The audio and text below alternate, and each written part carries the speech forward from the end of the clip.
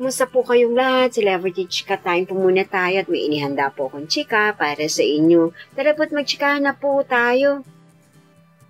Asia's multimedia star na si Alden Richards is spotted sa isang endorsement photoshoot. Yes, mga maka-celebrity Chika Time, ano na naman kaya itong kanyang bagong photoshoot at para sa ang endorsement? At yan, i-chika ko po sa inyo mga maka-celebrity Chika Time. And of course, bago po tayo dumakoreani, nais ko po munang batiin mga team bahay, team abroad at mga seniors natin dyan. Shout out po sa inyong lahat at happy Saturday po. Narito po muna ang latest update ng Asia's multimedia star na si Alden Richards na as of 8:39 ng gabi, ngayong araw nga po ng Sabado, ay super trending po si Alden sa Twitter.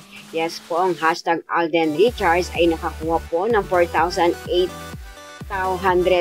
points at ang hashtag po lang araw naman po ay nakakuha ng 2,551 points. Talk of the town at pinagpipiestahan nga po ngayon sa social media ang pinakabagong teleserye po na ito ni Alden Richards, Ang Pulang Araw.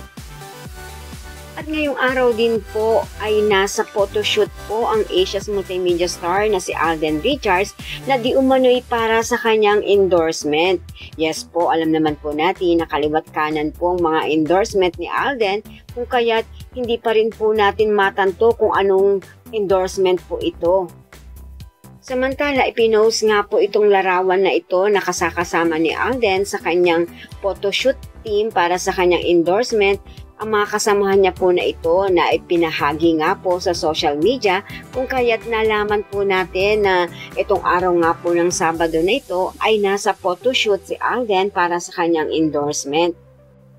Yan po ang aking chika updates for today. Salamat po sa inyong panonood. Huwag po kalimutang mag-subscribe. Pwede po mag-comment sa ibaba.